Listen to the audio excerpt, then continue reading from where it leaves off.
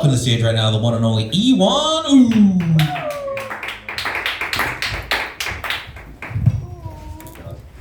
Yeah, the movie 2000 or the year 2003, a movie came out of South Korea called Old Boy, and it was a huge hit, right? So the very next summer, they played Old Boy like in like Japan, Hong Kong, Vietnam, all these places, you know. And it's a huge hit all over Asia, right? Even Quentin Tarantino saw the movie, you know, and he's like, oh wow, it's great. Because that same year, you know, Kill Bill came out, and it's kind of like the same thing. It's like a revenge movie, but it's like a totally different take on it, you know. And so Hollywood gets wind of this, right? And they're like, dude, check out this fucking movie. Like, literally, like, fucking 300 million people have paid to see this movie, right? And they're like, this is like a surefire hit, you know? So they get the rights to Old Boy, and instead of just releasing it, they reshoot the whole fucking movie, right? Just so they can recast the main guy from a, you know, Korean actor to a white guy, you know? Yeah, Josh Brolin. And then what happens, right? The whole movie just totally bombs, you know? Yeah, it costs like $30 million to make. It only makes $5 million, right? And so it's $25 million just down the drain, you know? Whereas if they would have just played the movie as it was, they would have made money.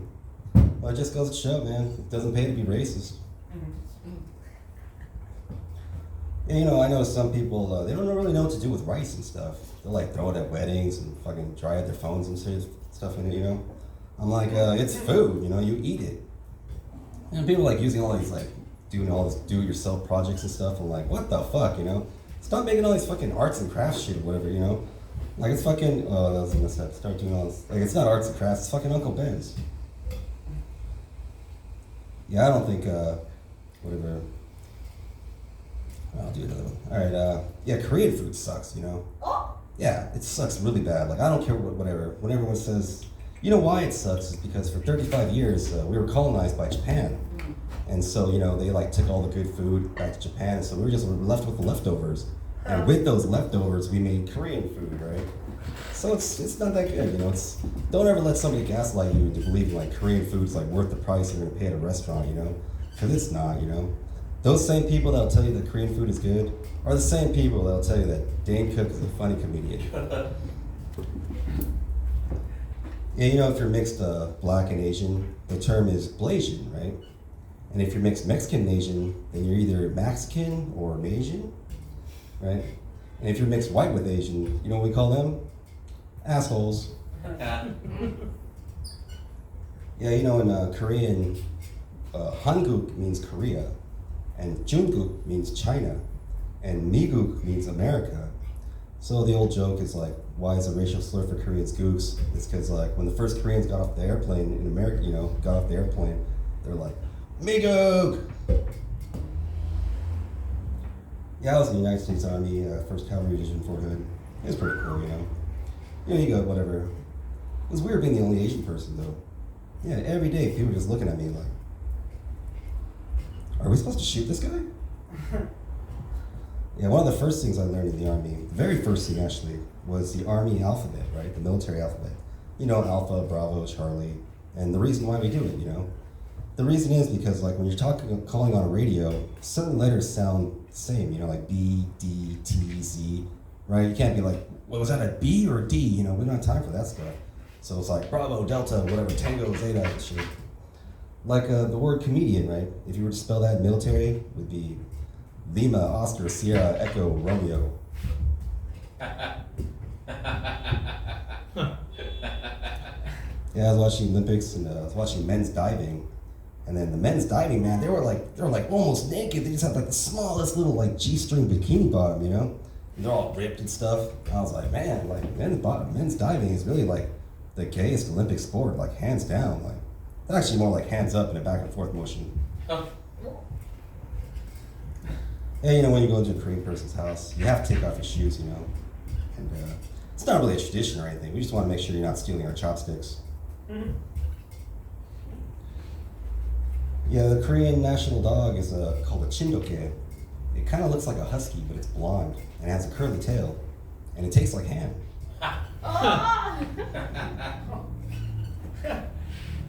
And Koreans, we have Thanksgiving. It's just like normal Thanksgiving, except we celebrate it with our dead relatives, right? Like we'll set a place for like our dead relatives, and we'll put our pictures there, right? Like for me, or for us, it's like my two grandparents and my aunt that passed away, you know? And so we'll have their pictures there and we'll put like a place for them, like food and stuff. And then like, you know, throughout the meal, we'll like take a bite of food, like from their plate and like put it like in this bowl, like as if they're really eating it, you know? And alcohol too, right? We'll like get a shot of soju and like swish it around this incense, you know, because there's incense burning. And then we'll like pour it into a bowl, like kind of like if they're there with us eating and drinking, right? It's kind of like how the whole, you know, when you pour beer onto the sidewalk, you know, but with food. And then we get their favorite food too, you know. Like my grandmother, her favorite food was like this certain type of fish. And so we always have that in front of her picture. And then my aunt too, like her favorite was like this pork belly, right? It's like really thick slabs of pork. And so we have that in front of her picture. And for my grandfather, like we have my grandmother's picture under his picture, kind of like this, because his favorite thing to eat was my grandmother's pussy. Oh my God. Yeah, it's really a harsh way to end a joke. My grandmother's pussy. All right, what did the rutabaga say to the turnip? Beats me. Yeah, it's a good joke. Yeah, you know, fentanyl's pretty scary, right? It's like just a little bit on your skin can kill you and shit. Finally, we have a solution to the homeless problem. Yeah, you know, the slogan for Nike is just do it. You know somebody's mom didn't invent that slogan. Yeah, if it was my mom, the slogan would be, get a real job and stop doing comedy. Yeah, they say elephants never forget. Yeah, that is until it's their turn to take out the trash. And when I was in the army, a bunch of us one day were all talking and stuff. We're all talking about, you know, having sex and stuff, right? And then this old sergeant was like, you know, when you get to my age, nothing feels better than taking a nice shit. You know, at the time I thought he just meant because he was all old and stuff. But now when I think about it, I think he was gay. Yeah, I had a hangover this past weekend. Oh, it sucked, you know, like, it's like the worst part of drinking, you know, whatever, having hangovers. Yeah, I think the only thing worse than having a hangover is listening to Dane Cook's special. Oof. Yeah, they say Disneyland's the happiest place on earth. That's just if you're a little kid, right?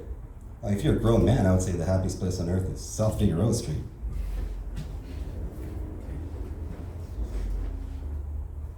Let's see. Alright. Yeah, whatever. The story of Adam and Eve and the apple, you know. I always heard that it was kind of like an allegory for oral sex.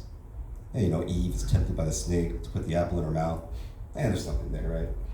I know every time I get a blowjob, I'm like, oh, thank God. Yeah, you ever play doctor when you were little kids? Yeah, when I was in kindergarten, I was playing doctor with one of my classmates. It was all fun until she started playing proctologist. Yeah, I've seen these billboards all over Hollywood about this blind mountain climber who climbed to the top of Mount Everest. It's pretty inspiring, you know? But then I was thinking, well, how does he know he was on top of Mount Everest? You know, for all he knows, he could have been on top of Mount Whitney, just like right over there. I thought, actually, that's a pretty good business idea. Taking blind mountain climbers up to the top of Mount Everest. And you know, a lot of important things were invented in China, like paper, like gunpowder, and even porcelain. One thing not invented in China, though, driving. Yeah, a couple weeks back, I was doing comedy, and some dude was just sitting right there giving me the Jada Pinkett face. You ever seen the Jada Pinkett face? So I was looking at it, you're like, eh. I was like, what the hell, dude? Don't be sitting there giving me no Jada Pinkett face. You better knock that shit off before I give you the Will Smith hand. And you know, I heard that ducks have like corkscrew penises.